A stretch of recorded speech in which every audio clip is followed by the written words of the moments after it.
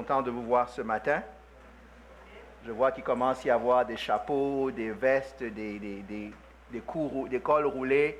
Ça veut dire qu'on arrive dans cette saison du Québec qu'on apprécie tous. C'est ça? Mais je rappelle, si vous êtes immigrant, vous le saviez avant de partir du pays. Peut-être vous ne croyez pas qu'il faisait aussi froid. Mais maintenant, vous avez la révélation. Si c'est votre premier hiver que vous amorcez, un doxy, on n'en meurt pas. Au contraire, ça conserve jeune. Pendant, le froid permet de rester jeune. La peau est plus souple après. Donc, pas besoin de faire de gros masques. Gloire à Dieu. Ce matin, on va parler de l'appel de Dieu. Donc, je vous invite à prendre le livre de Jérémie. Vous avez besoin d'une Bible, juste levez la main, on vous apportera une Bible.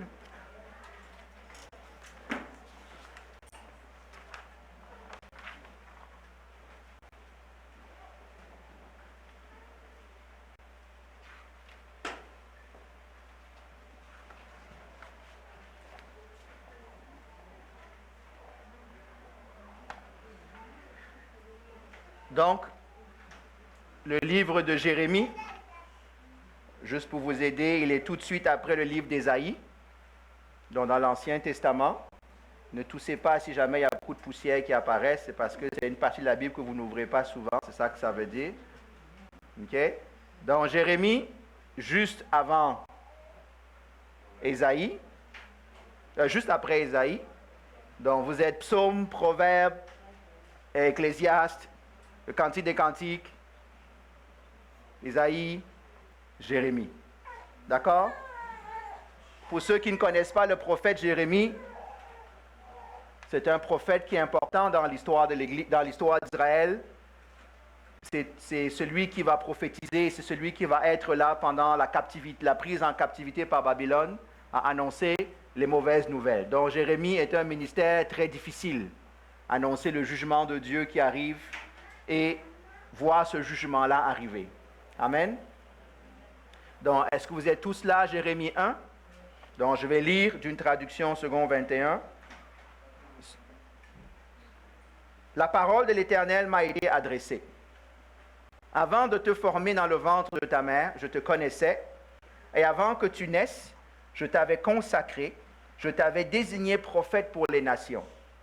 J'ai répondu, « Ah, Seigneur éternel, je ne sais pas parler, car je suis trop jeune. » L'Éternel m'a dit, ne prétends pas que tu es trop jeune, car tu iras trouver tous ceux vers qui je t'enverrai, et tu diras tout ce que je t'ordonnerai. N'aie pas peur d'eux, car je suis moi-même avec toi pour te délivrer, déclare l'Éternel. Puis l'Éternel a tendu la main et a touché ma bouche avant d'ajouter, j'ai mis mes paroles dans ta bouche. Vois, aujourd'hui, je te confie une responsabilité envers les nations et les royaumes, celle d'arracher et de démolir, de faire disparaître et de détruire, de construire et de planter. Seigneur, je prie que tu bénisses ta parole. Je prie que tu nous parles à chacun d'entre nous. Moi, le premier, Seigneur, c'est ce que tu veux nous dire. Parce que ta parole dit qu'elle ne retourne pas à toi sans avoir accompli ta volonté, Seigneur. Non pas mes paroles, mais la tienne, qu'elle touche nos cœurs. Et comme on l'a chanté tout à l'heure, que nous soyons disposés à écouter ce que tu dis à chacun d'entre nous. Dans le nom de Jésus, Amen. Les personnes des vidéos me demandent toujours c'est quoi le titre. Maintenant, il faut que j'arrive à trouver des titres à mes messages. On peut même plus laisser le Saint-Esprit nous inspirer sur le moment. Donc, comme je dois donner un titre, je vais appeler ça « L'appel de Dieu ». Tout simplement. L'appel de Dieu. Laissez-moi commencer par vous dire une chose. Je regarde aujourd'hui le Québec, il paraît que c'est l'une des économies les plus prospères au monde. On est à un taux de croissance élevé. On a un taux de chômage le plus bas possible, qui est connu depuis des âges. Certaines économies sont comme ça. J'aimerais vous dire que dans la maison de Dieu, il devrait y avoir 0 chômeur. 0 chômeur. Pourquoi? Parce que je crois intimement qu'à chacun d'entre nous, pour chacun d'entre nous, Dieu a un plan. Pour chaque personne qui naît, quelle que soit leur origine, chrétienne, pas chrétienne, n'importe peu, je vais essayer de vous montrer ça tout à l'heure, Dieu a mis quelque chose en chacun d'entre nous. Et c'est à chacun d'entre nous de décider d'agir sur ça, oui ou non. L'homme n'est pas créé oisif. L'homme n'est pas créé pour être en chômage technique ou en chômage économique ou aller sur la plage tout le reste de sa vie. La vie n'est pas un long fleuve tranquille où je reste et je me dors la pilule comme un lézard au soleil. Moi, je crois, par les Écritures, que Dieu a quelque chose pour chaque personne. Pour chaque personne. Ça inclut toi aussi en passant. Hein? Ne pense pas seulement à ton voisin qui ne travaille pas assez ou qui ne travaille pas beaucoup, ou à ton mari ou à ta femme. Chacun d'entre nous, Dieu a mis en chaque homme quelque chose qui lui est propre. Et c'est à chaque homme, avec grand H, je n'exclus pas les femmes, c'est à chaque homme, dans sa marche, de trouver ce que Dieu a prévu pour lui. Moi, je pense que beaucoup de personnes sont malheureuses là-dehors. Je parle incluant dans l'Église ou hors de l'Église parce qu'on passe le temps à courir des rêves qui ne sont pas les nôtres. On pense à passer du temps à vouloir ce que les autres ont qu'on aimerait bien et qu'on ne voit pas ce que nous avons. Il n'y a pas beaucoup d'amen, mais c'est la vérité. C'est la vérité. Si Dieu a prévu que tu sois mécanicien et que tu rêves d'être pilote d'avion, ben tu vas courir après le mauvais rêve. Pourquoi est-ce que des fois nous faisons ça? C'est parce que nous, dans notre éducation humaine, on a mis des niveaux d'importance. La preuve, on a quelques parents dans la salle. Si votre fille vient vous dire qu'elle veut être coiffeuse, qu'allez-vous lui dire? Disons-nous la vérité entre nous, là. Hein? Tu vaux mieux que ça. Tu n'es pas ambitieuse. Et pourtant, nous passons notre temps à courir vers les bons coiffeurs pour coiffer nos têtes. Est-ce que tous les coiffeurs où nous allons, c'est des personnes qui ont raté leur vie? Je comprends qu'à 17...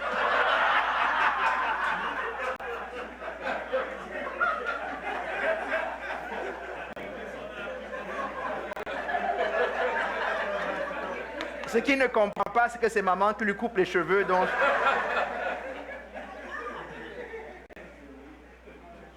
En passant, c'est sûr que quand on est jeune, quand on envoie un enfant à l'école, on s'attend à de plus grandes ambitions que ça. Est-ce qu'on est d'accord? Je veux juste qu'on s'entende. Je ne suis pas en train de dire qu'un enfant à 6 ans commence à dire « je vais être coiffeur ». Il ne connaît pas encore les réalités de la vie. Ce n'est pas ça mon point. Mon point, c'est que malheureusement, plus nous grandissons, plus nos ambitions vont parce que le monde valorise.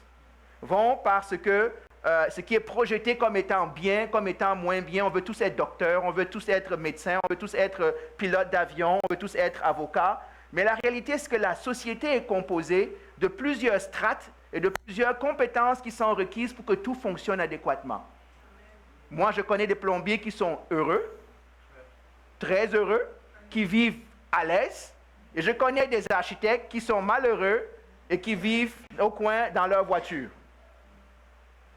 Donc, il faut bien qu'on comprenne qu'il y a une relativité dans tout ce qui se passe dans notre vie. Et des fois, avec la vision mondaine des choses, on a appris à grader qu'est-ce qui est qu'est-ce qui vaut la peine. Moi, j'ai étudié au Cameroun. Au Cameroun, étant ingénieur du Cameroun, c'était un statut social. Quand tu arrives ici au Québec, tu te rends compte qu'un ingénieur, c'est un ouvrier spécialisé. Tu dis, OK, c'est plus la même acceptation sociale, le même encadrement social. Dans la culture européenne, un docteur, un ingénieur, ce sont des penseurs de la société. C'est vrai? Vous avez un statut pour ça. Vous arrivez ici, on vous dit non, toi, tu dois juste faire de la programmation, tu dois serrer les boulons quelque part. Tu dis, mais je n'ai pas fait 5 ans d'études post-universitaires ou même quasiment en maîtrise pour aller serrer des boulons et programmer en Pascal. C'est vrai? Pourquoi? Parce que la notion de statut social est relative à chaque société. Elle est relative à chaque culture. Mais je ne veux pas m'éloigner parce que mon propos ce matin n'est pas de parler de qu'est-ce qui est bien, qu'est-ce qui n'est pas bien. Et je veux aller un peu plus loin. Même dans la maison de Dieu, on ambitionne après les choses que les gens acclament. Il y en a qui veulent, moi je connais beaucoup de personnes, pasteur, moi je veux savoir quel est l'appel de Dieu sur ma vie. Et quand tu leur poses un peu plus la question, ils vont te dire, est-ce que je suis appelé à être devant en train de chanter, à être prédicateur, à être... On veut les gros titres. Parce qu'on a été élevé de manière un peu gauche en pensant que c'est ce qui est visible qui est le plus important, que c'est ce qui est acclamé qui est le plus glorifié au nom de Dieu. Non. Le thème de la parole de Dieu, c'est tout simple. La Bible dit, celui à qui il a donné 5 talents et celui à qui il a donné 1 talent sont récompensés de la même manière. Bon et fidèle serviteur. Bon et fidèle serviteur. Et malheureusement, beaucoup sont découragés. Et tant que je ne suis pas capable de faire ce que tout le monde apprécie et acclame, ben moi, je me sens... Et j'en ai vu des personnes qui m'ont dit, « Ah, mais moi, je n'ai pas de titre à l'église, ou moi, je ne suis pas chef de quelque chose, donc je suis inutile. » Parce qu'ils pensent que l'utilité vient avec le titre. Et malheureusement, beaucoup pensent comme ça. Donc, je pense qu'il va être une petite série ce matin en parlant de l'appel de Dieu. Moi, je crois que Dieu a un appel. Maintenant, j'espère que vous avez compris que l'appel ne veut pas seulement dire partir ouvrir une nouvelle église, parce que c'est ce que les gens pensent. Partir aller faire un nouveau ministère, parce que c'est ce que les gens pensent. Un endroit où je vais être encore de l'avant. Gloire à Dieu pour ceux que Dieu appelle à partir des églises. Il y a une expression qui dit que si tout le monde jouait au match, il n'y aurait pas de spectateurs. C'est vrai?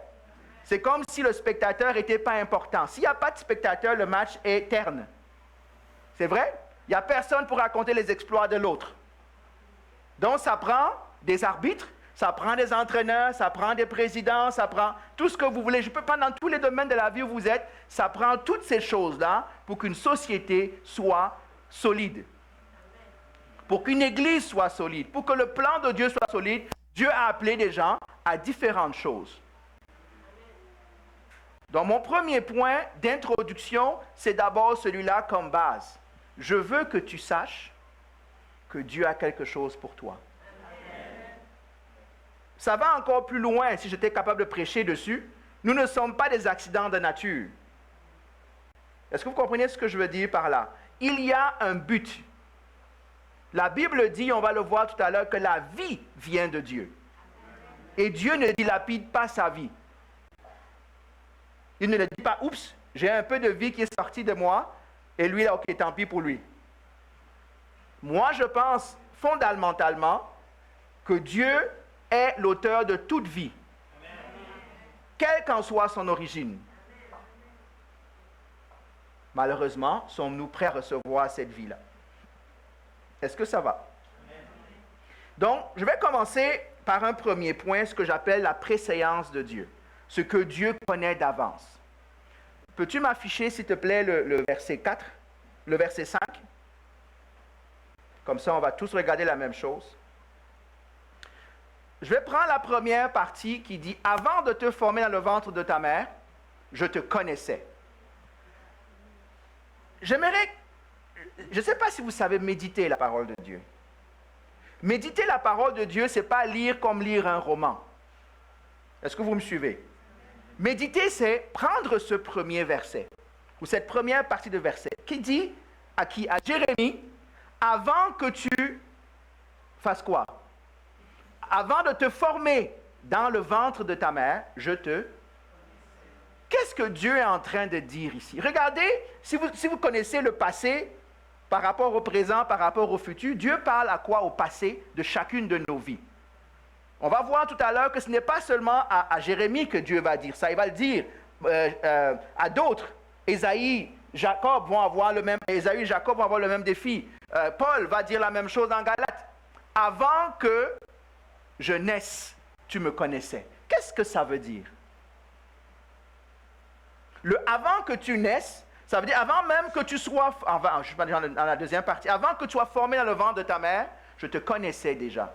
Ça veut dire quoi à votre avis? Qu'est-ce que ça veut dire pour vous?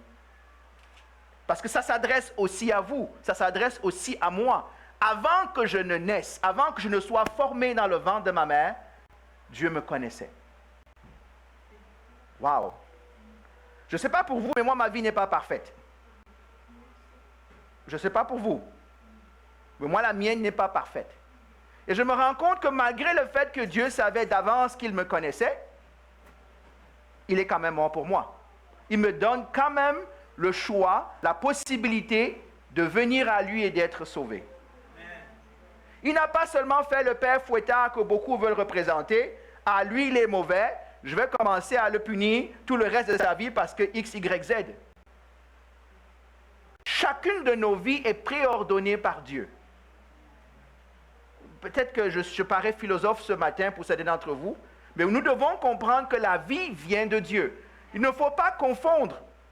La Bible dit ceci, que lorsque on prend la matière reste inanimée. C'est vrai? Et ça prend que Dieu souffle dans la matière pour que la vie vienne. Si jamais vous n'êtes pas conscient de ça, laissez-moi, puisque nous aimons la science parmi nous ici, laissez-moi vous dire ce que la science nous dit, mais ne nous dit pas de la bonne manière. La science peut faire quoi? Est-ce que la science peut créer la vie? Il faut qu'on s'entende entre nous. Il y en a qui ne sont pas sûrs, je vois vos visages là. Est-ce que la science peut créer la vie? Qu'est-ce que ça veut dire, la science crée la vie? On ne parle pas d'aller en éprouvette, prendre un spermatozoïde vivant et prendre une ovule et simuler ce qui va se passer, l'ovulation. Parce que quand ils font ça, il y a déjà la vie dans ces deux composants-là. Est-ce qu'on est d'accord?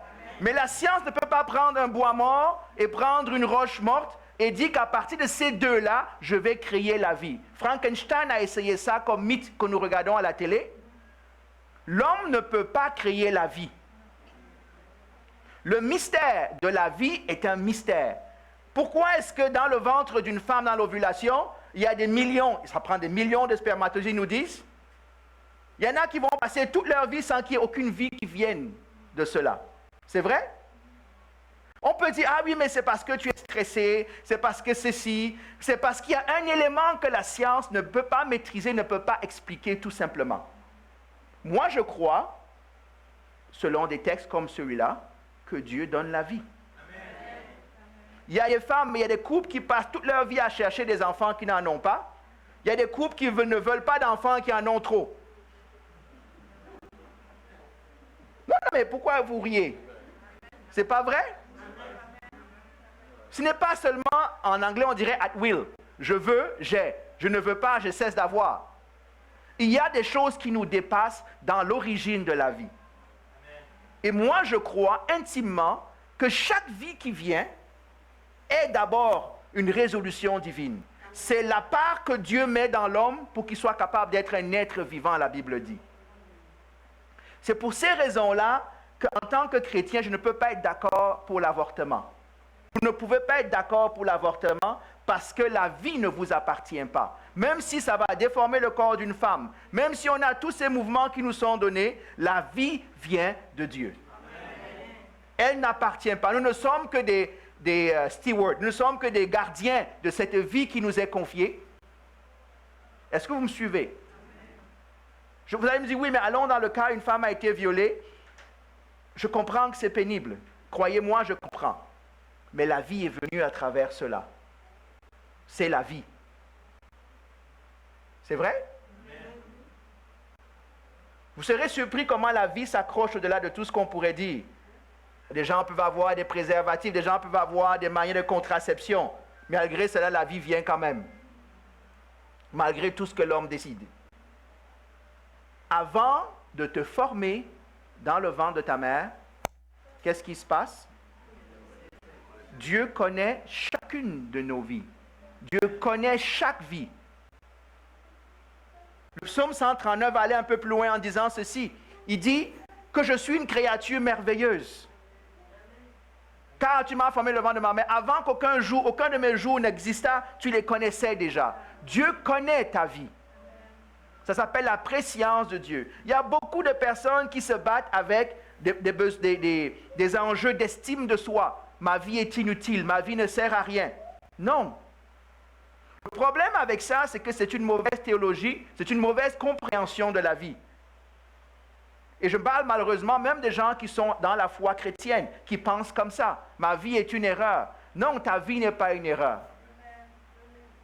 C'est sûr que si tu viens d'un monde plus évolutionniste, où tu penses que la vie est due au fruit du hasard, entre plein de choses, ben c'est sûr que finalement le hasard amène aussi une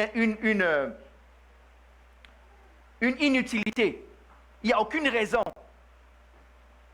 C'est pour ça que la société aujourd'hui est en train de périr. Les gens n'ont pas de raison de vivre.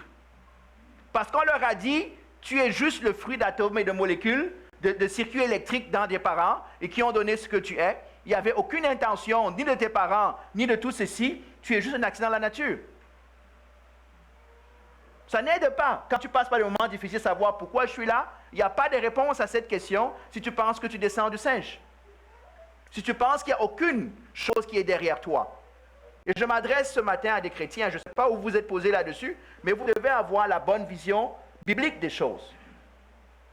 La Bible nous rappelle qu'avant, il nous connaissait déjà. On est en train de voir en ce moment dans l'étude biblique, on a vu déjà les attributs de Dieu. Le fait que Dieu est en dehors du temps. Dieu ne se conjugue ni au passé, ni au présent, ni au futur. Dieu est. Point la ligne. Il est en dehors du temps. Il est capable de connaître les choses avant qu'elles arrivent. Pourquoi? Parce qu'il n'est pas dans le temps. Il n'est pas dans le temps. Ce que ce verset nous dit aussi, c'est quoi? Je vous invite à prendre le psaume 139. Je viens de le citer. C'est juste un chapitre plus loin. Pas un chapitre, un livre, deux livres, quelques livres plus loin.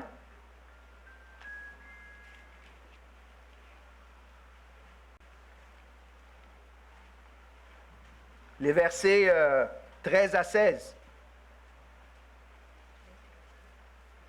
Pas grave.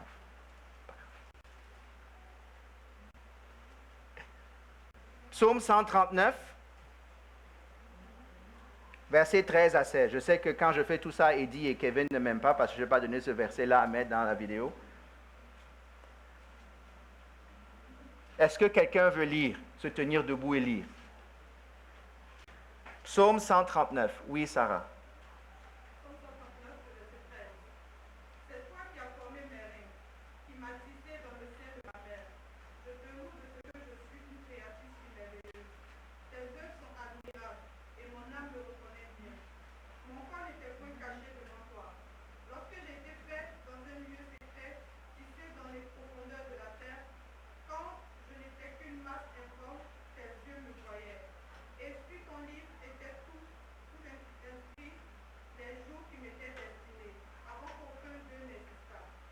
Va même jusqu'au verset 17 pour encourager, ou 18. Que tes pensées, ô Dieu, me semblent impénétrables, que le nombre en est grand. Si je les compte, elles sont plus nombreuses que les grains de sable. Je m'éveille et je suis encore avec toi. Amen. Avez-vous déjà été encouragé par ce verset quand vous passez par des moments difficiles? De savoir que malgré les choses, je suis une créature merveilleuse? Parce que quelqu'un a pris le temps de me former dans le ventre de ma mère. Tout le monde est beau. Tout le monde est beau. Pas seulement le bébé aux yeux de sa mère, mais chaque vie est belle. Malgré la maladie, malgré des choses qui peuvent faire qu'une vie ne naisse pas comme on dirait normal, mais chaque être est beau. Parce que Dieu est au contrôle de tout ce qui se passe. Même s'il y a eu un accident, même s'il y a eu des choses, Dieu connaît toutes ces choses d'avance. Ce que Dieu nous dit, je ne suis même pas encore dans l'appel de Dieu. Je suis encore seulement dans l'existence. Chaque personne ici est une œuvre divine. Ce n'est pas moi qui le dis. C'est ce que la parole de Dieu dit. Dieu a pris le temps de te former. Oui, Rémi. Il a pris le temps de te former. Ok, gloire à Dieu. Il ne s'est pas trompé. Des fois, on a l'impression, on se compare à d'autres. On passe toute notre vie à nous comparer aux autres. Quand tu es petit, tu aimerais être grand.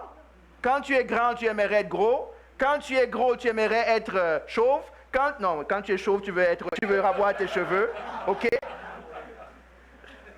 Moi, j'aimerais avoir des cheveux blancs de Rémi. Mais je pense qu'au lieu de blanchir, ils tombent. Donc, ok, Seigneur, je ne sais pas pourquoi. J'ai dit au Seigneur, quand je me peigne, ce qui est rare, hein? Voilà le numéro 242 qui est en train de tomber, Seigneur. Parce que la Bible dit que tous mes cheveux sont numérotés. Il connaît chaque cheveu de ma tête. Amen?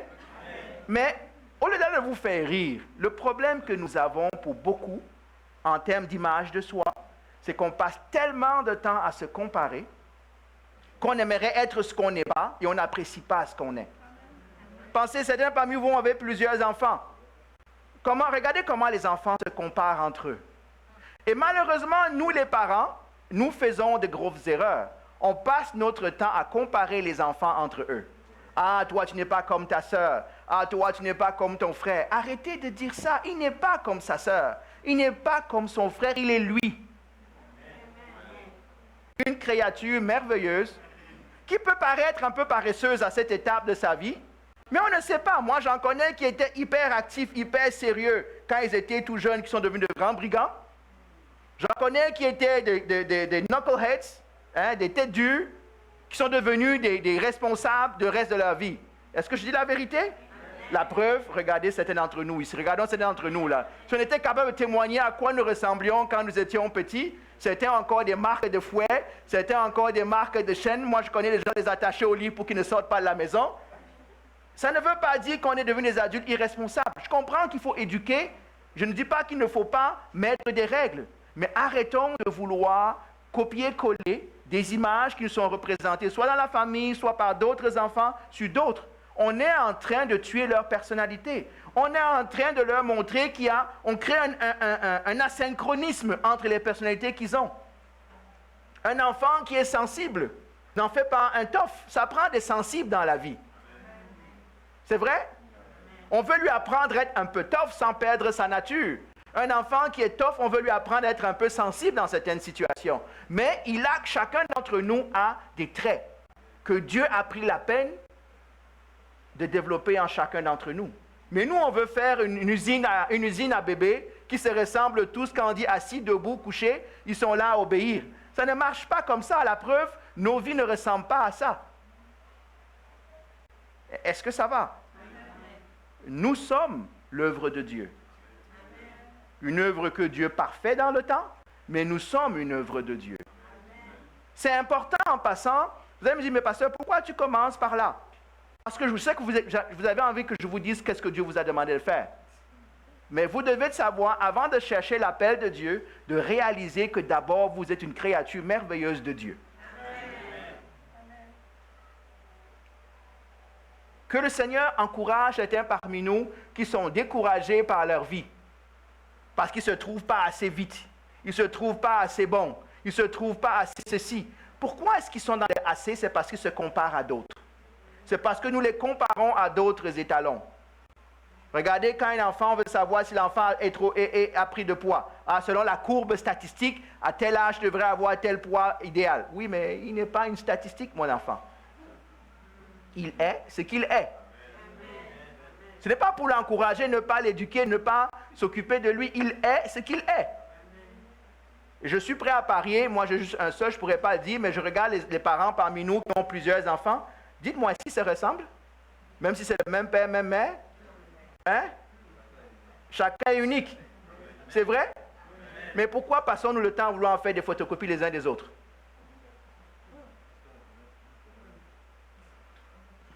Apprenons à découvrir, et c'est vrai à la maison, c'est vrai à l'église. Chacun d'entre nous a une sensibilité qui est particulière. Chacun d'entre nous, on va le voir, a un appel qui est particulier, a un don qui est particulier. Si nous parlons, ah non, mais toi, tu es juste ceci, nous, ça ne compte pas. Nous, il faut que tu sois à tel niveau pour que Dieu te considère. C'est un mensonge. Moi, je vous le dis et je le crois intimement. Le Seigneur n'est pas plus pasteur qu'il est administrateur de l'Église. Si chacun de nous fait ce que Dieu a appelé, ben, Dieu va être content. Il y a des responsabilités avec chaque rôle, mais le but n'est pas que tout le monde joue le même rôle. Est-ce que ça va? Donc, je reviens à mon texte de Jérémie, excusez-moi. Il dit donc, avant de te former dans le ventre de ta mère, vous savez qu'il y a un problème, je ne peux pas passer ça sous silence. Vous savez pourquoi la société dans laquelle nous vivons permet les divorces, pas les divorces, l'avortement? Est-ce que vous savez pourquoi? C'est légal. Parce qu'ils ont refusé de donner un statut au fœtus. Tout simplement. Pour la loi des hommes, la vie commence à la naissance. Donc tout ce qui se passe avant la naissance dans le ventre d'une femme n'est pas encore considéré la vie. Et c'est pour ça que avorter n'est pas un crime. Ok, j'ai l'impression que je parle chinois là. La société occidentale ou moderne autorise l'avortement parce qu'ils refusent de donner un statut au fœtus. Le fœtus n'étant pas encore considéré comme une vie, on peut l'enlever, ce fœtus. Pour nous, on vient de dire quoi? Que avant, dans le ventre de ma mère, Dieu me connaît. J'ai déjà une existence. Et pour Dieu, faire ça, c'est un crime. Parce que j'ai enlevé la vie. Je sais que sur la place, on va dire, oui, mais José, ce n'est pas une preuve scientifique, ça c'est ta foi qui t'influence. Moi je dirais oui, c'est ma foi qui m'influence, je n'ai pas peur de le dire. Mais c'est aussi votre athéisme qui vous influence. Donc ne faisons pas comme si nous sommes tous neutres dans nos décisions. Nous sommes influencés par nos propres préjugés. Et le préjugé, c'est qu'on ne veut pas gaspiller notre vie, on ne veut pas gaspiller notre corps. Je ne le voulais pas, on veut avoir une vie débridée, mais on ne veut pas avoir les conséquences qui viennent avec. Encore une fois, la vie vient de Dieu. La vie appartient à Dieu. La vie est à lui. Il continue. Deuxième partie, il dit, avant que tu naisses, je t'avais consacré. Je commence donc mon message, parce que juste là c'est l'introduction, je n'ai même pas le temps de finir.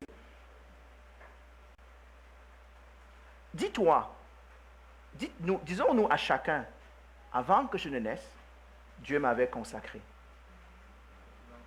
Il faut que tu le crois, hein? Avant que je ne naisse, Dieu m'avait consacré. Ça veut dire quoi, Dieu m'avait consacré? Ça veut dire que Dieu m'a prévu pour quelque chose. Dieu a mis quelque chose en moi. Il n'y a pas d'inutilité, il n'y a pas de gaspillage dans l'œuvre de Dieu. Il n'y a pas de « oups, il y a une excroissance de quelqu'un qui est sorti, ah, je ne l'avais pas prévu ». Non, Dieu, avant qu'on ne naisse, a consacré chaque personne. Consacrer, ça veut dire donner une mission, ça veut dire prévu quelque chose pour. On va voir tout à l'heure, ce n'est pas parce que Dieu a prévu quelque chose que ça va arriver, parce que j'ai ma part à jouer dedans. Il faut bien comprendre là. Amen.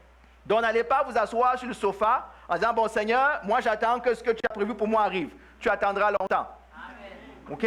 On s'entende. Est-ce qu'on est d'accord? Mais je voudrais...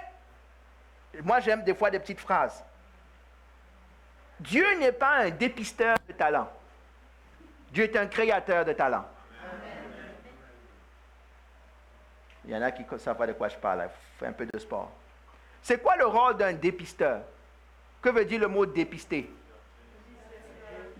Discerner, déceler. C'est pour ça que quand vous voyez des jeunes qui sont en train de jouer, il y a des gens qui les observent. Ah, lui il a le potentiel. Lui il n'a pas le potentiel. Des fois, ils ne savent même pas de quoi ils parlent. C'est ça un dépisteur. C'est vrai? Quand, par exemple, tu t'en vas à l'hôpital, on te fait des tests pour dépister s'il y a quelque chose qui est déjà là. Le dépisteur essaye de déterminer s'il y a quelque chose en quelqu'un, en celui qu'on observe. C'est vrai? Dieu n'est pas un dépisteur. Dieu est un créateur de talent. Pourquoi? Dès qu'il t'a créé, il a déjà mis le talent qu'il attend de toi. Il n'est pas en train de dire, OK, je vais voir comment sa vie se déroule. Est-ce que je vais pouvoir observer s'il est capable de prêcher, s'il est capable de chanter, s'il est capable de... Je ne sais pas ce que Dieu a prévu pour toi. Non, Dieu dit, avant que tu ne naisses, j'avais déjà mis en toi ce que j'attends de toi. Je n'ai pas besoin de... C'est déjà là. Beaucoup d'entre nous passent le temps à vouloir dire, OK, je vais aller m'essayer, je vais aller faire ceci. Non. Ce que tu fais, c'est découvrir ce que Dieu te donne. Tu ne crées pas ce que Dieu t'a donné. C'est déjà là.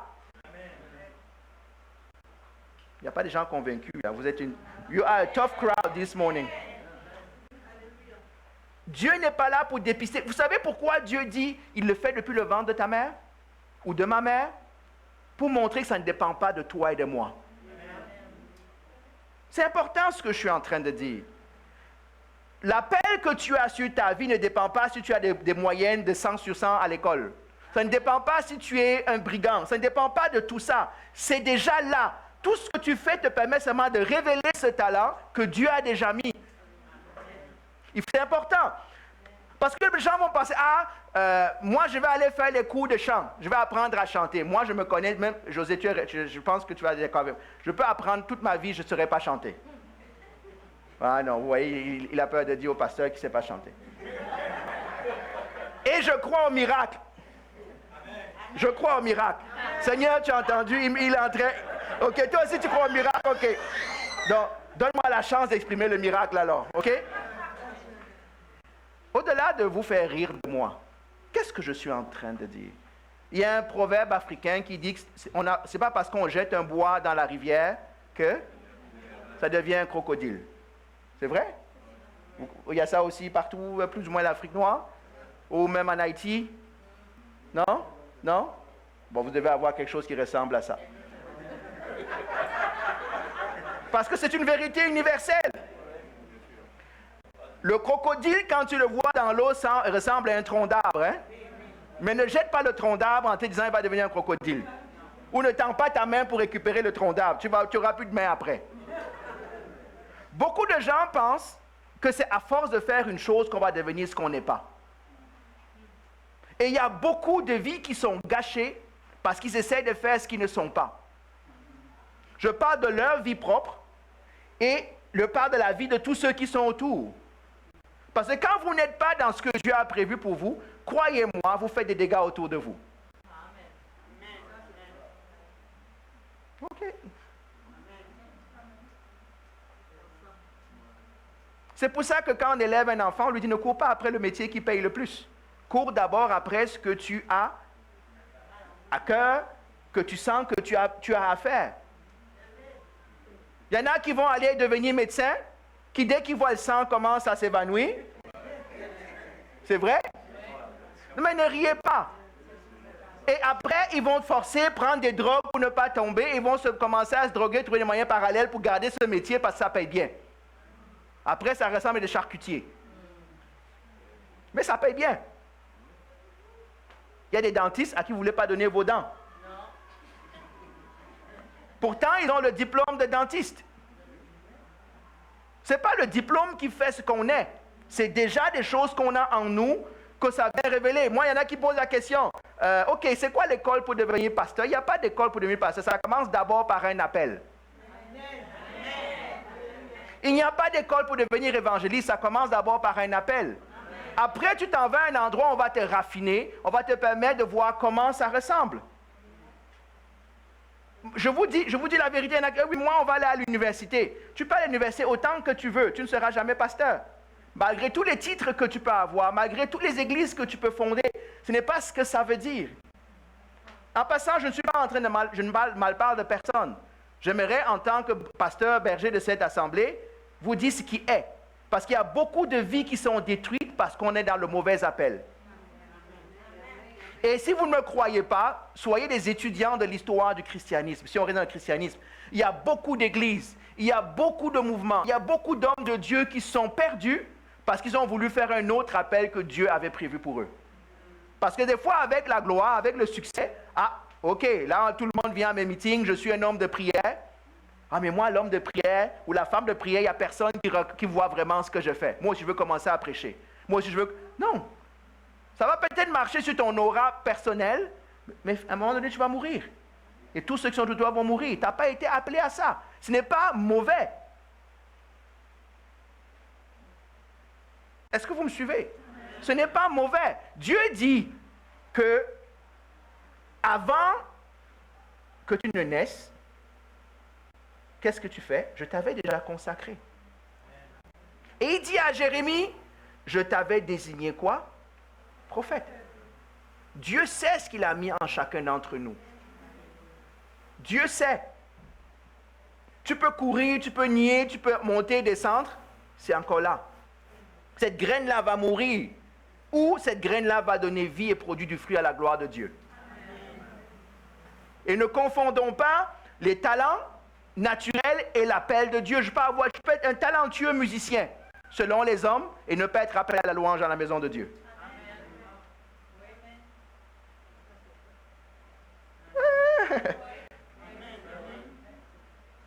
Je peux être un puissant orateur là-dehors, ne pas être appelé à prêcher dans la maison de Dieu. Ne confondons pas le talent naturel qu'on a pour opérer dans le monde et l'appel de Dieu sur ma vie ou sur ta vie. Des fois, Dieu permet que les deux se joignent, mais des fois non. Regardez quand quelqu'un arrive à l'église. c'est quelqu'un qui est célèbre, quelqu'un qui est réputé, qu'est-ce qu'on a tendance à faire? À lui donner des positions en vue. C'est pas vrai? Mais ce n'est pas vrai. On ne devrait pas faire ça. Parce que on encourage l'orgueil d'un côté de la personne. Parce que même si Dieu l'a vraiment appelé à ça, il y a des étapes à franchir. Il y a un temps de formation, il y a un temps de choses. Je ne vais même pas rentrer encore là-dedans aujourd'hui, ce n'est pas mon but. Mais je commence ce matin, j'ai juste un but. Je ne veux pas aller plus loin dans la prêche. Savoir dans le verset 5. Première chose, la vie vient de Dieu. Amen. La vie vient de Dieu. Chaque vie. Il n'y a pas de petite vie, de grande vie. C'est pour ça que Dieu ne voit pas la couleur de la peau. Dieu ne voit pas la langue. Dieu ne voit pas l'aspect physique. Christ est venu mourir pour chaque vie. Amen. Chaque vie, Christ est venu mourir. Pourquoi? Parce que chaque vie est importante aux yeux de Dieu. Malheureusement, nous sommes dans des systèmes qui sont devenus religieux et on commence à mépriser des vies. On commence à dire à eux là, non. Non, et j'entends des discours dans les églises des fois où on méprise la vie de Dieu. On oublie que chaque homme, chaque femme est créé à l'image de Dieu. On oublie que chaque homme, chaque femme, Christ est mort pour ces personnes. La vie a de la valeur. Non seulement la vie a de la valeur parce qu'elle sort de Dieu, mais la vie aussi a de la valeur parce que Dieu a semé quelque chose dans cette vie qu'il voudrait voir fleurir à sa gloire. Avant que tu ne naisses, je t'avais consacré. Je sais, je connais comment ça se passe dans nos têtes. Il y en a qui vont dire, oui, mais pasteur José, ça c'est Jérémie. C'est pas moi. Non.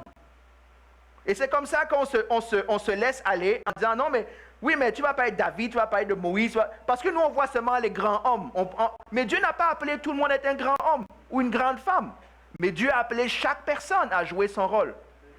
Il y a des personnes qui disent des fois, oui, mais moi, j'aimerais avoir une grande église. Je ne sais pas ce que veut dire le mot grande église, mais les gens aiment les grandes églises. Mais qu'est-ce qui se passe si Dieu t'a appelé à avoir une petite église? À ton avis, qu'est-ce qui va se passer?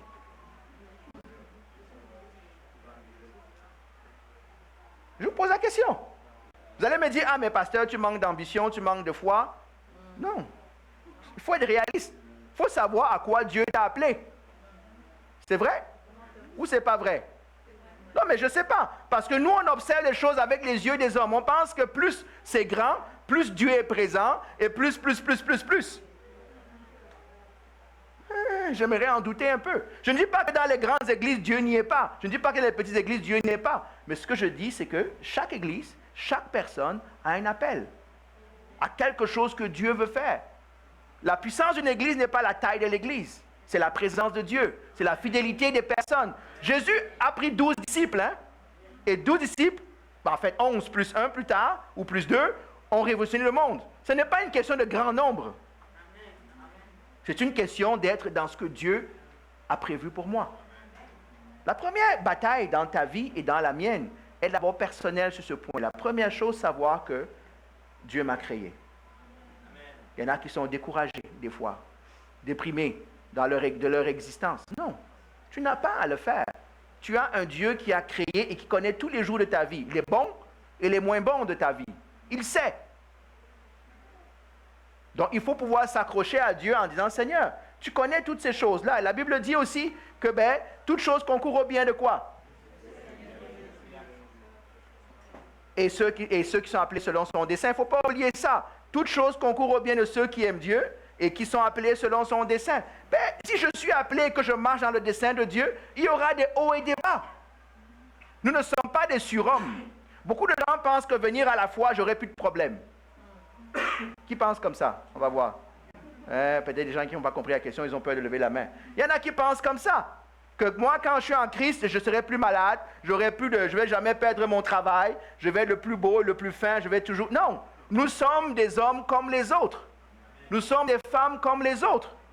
On a la grâce de marcher avec Dieu qui nous permet, au travers de ces épreuves-là, de nous fortifier, de nous rendre meilleurs. Et c'est ça notre témoignage. On n'est pas des surhommes. Il y en a qui sont surpris. Ah, je suis malade. Ok, tu es malade comme tous les hommes sur la terre peuvent être malades. Ça ne veut pas dire que Dieu t'a abandonné. Maintenant, c'est de savoir qu'est-ce que Dieu veut faire à travers cette maladie. Qu'est-ce qu'il veut t'apprendre? Parce que des fois, malheureusement, si vous êtes comme moi, on est un peu des fois rebelles. Ça prend que Dieu nous frappe un peu de maladie pour qu'on puisse commencer à le regarder. Parce que quand ça va un peu trop bien dans notre vie, on dit, Seigneur, je n'ai pas le temps. Je n'ai pas le temps, Seigneur. Je ne comprends pas. Là, j'ai un nouveau statut social. Il y a des 5 à 7 tous les soirs. Il faut que j'aille parler au président de la compagnie. Il faut que j'aille... Je ne comprends pas, Seigneur. Moi, je n'ai jamais été à ce niveau-là. Et c'est comme ça que nos vies sont. Quand ça va mal, on revient à genoux, on fait le chemin de croix, 140 km à genoux pour que Dieu nous restaure dans notre position ancienne. Non, ça, ce n'est pas une pensée chrétienne. Gloire à Dieu pour ceux que Dieu élève parmi les hommes. C'est vrai? Moi, je crois que Dieu élève des hommes parmi les hommes. Il y a eu des David, il y a eu des Daniel, il y a eu des personnes que Dieu a élevées au plus haut mais ils sont encore soumis à Dieu. Je t'avais consacré à quelque chose. Daniel est dans ce que Dieu a prévu de faire. Vous serez surpris, et je vais finir avec ça. Il y a un message que j'ai prêché il y a quelques années, peut-être il faut que je le ressuscite, ou je le sors de la poussière. Les héros inconnus. Vous savez qu'il y a plein de héros inconnus dans la Bible? Des personnes qui n'ont même pas de nom, mais qui ont fait un grand impact dans ce qu'ils font. On ne les voit pas. C'est qui a évangélisé Naaman? Vous savez c'est qui a évangélisé Naaman? Sa servante. Elle s'appelle comment? Elle n'a pas de nom. On dit seulement, c'est même pas sa servante. Vous êtes généreux, c'est l'esclave. L'histoire dit que Damas est parti attaquer Israël et quand ils gagnent la victoire, qu'est-ce qu'ils font? Ils ramènent des esclaves. Et ces esclaves-là travaillent dans la maison. Si vous étiez comme moi, cet esclave-là, je serais en train de prier que Dieu les frappe tous. Non, on peut se dire la vérité, non? On serait en train de dire, Seigneur, voilà, je ne comprends pas, je t'ai prié le matin au soir, mais voilà en train de laver les toilettes de quelqu'un qui ne t'adore même pas. C'est pas vrai? On serait en train de prier, Seigneur, envoie le feu, comme on aime le feu. Mais la Bible dit que pendant qu'elle servait Naaman, elle a dit à Naaman, est-ce que tu sais qu'il y a un Dieu en Israël qui peut te guérir? Ah, mais si tu étais Naaman, tu aurais dit, mais si Dieu était vraiment fort, pourquoi tu es esclave chez moi?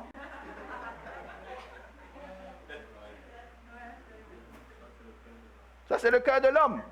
Si Dieu est si fort, comment ça tu es malade? Hein? Ce n'est pas un autre témoignage? Comment ça, si tu es fort, tu as le cancer comme l'autre?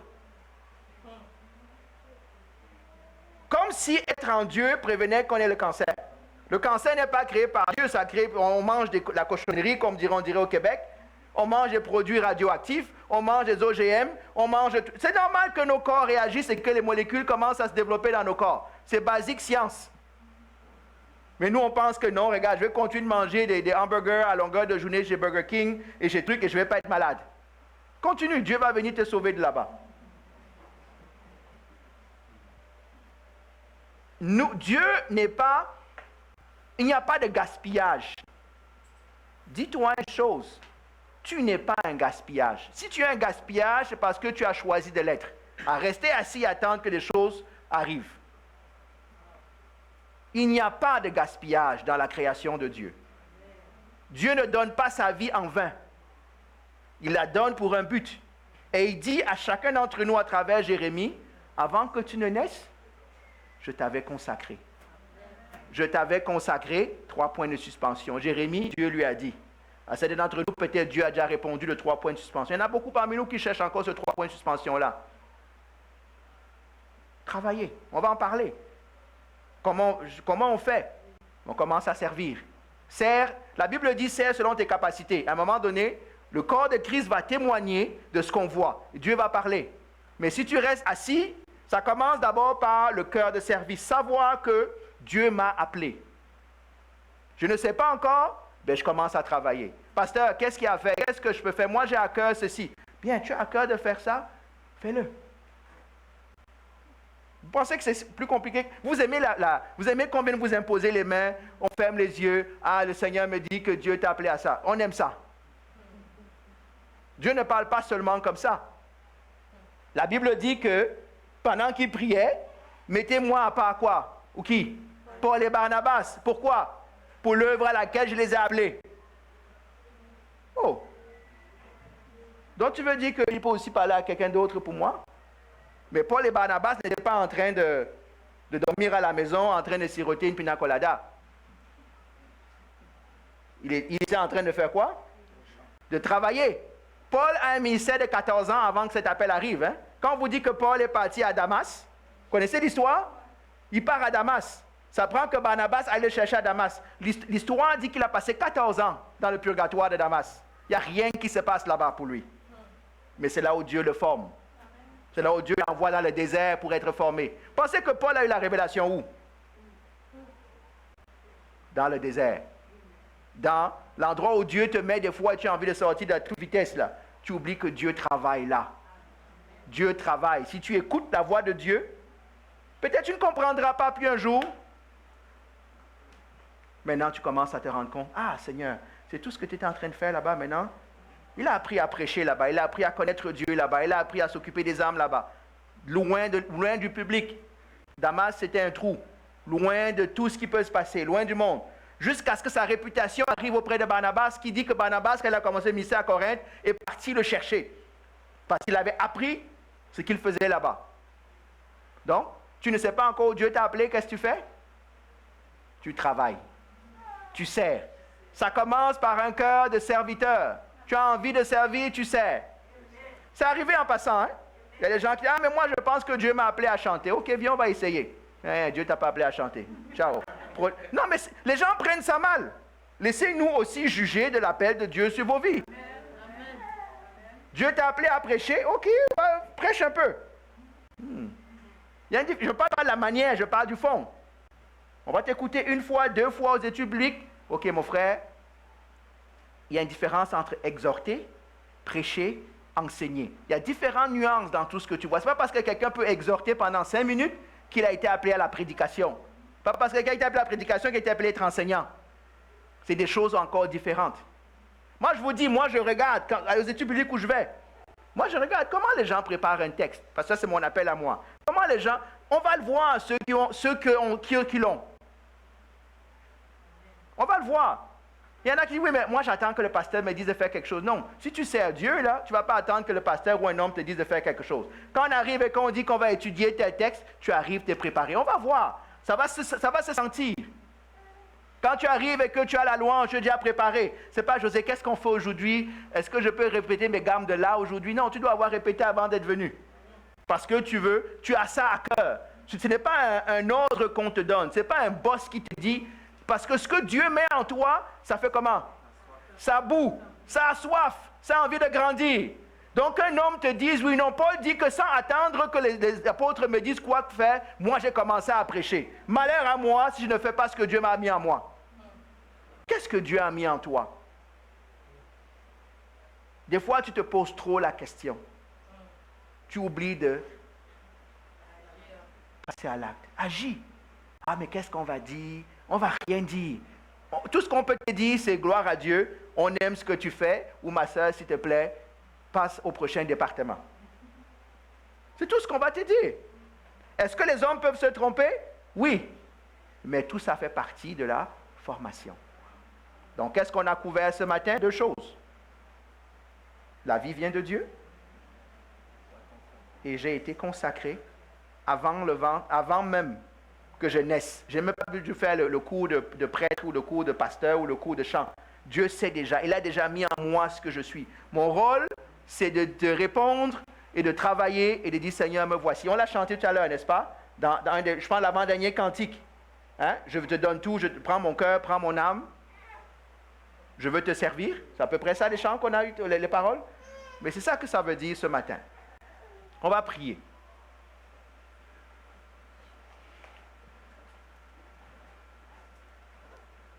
Seigneur, je veux te bénir et te rendre grâce ce matin parce que tu nous remets tous sur le même pied d'égalité.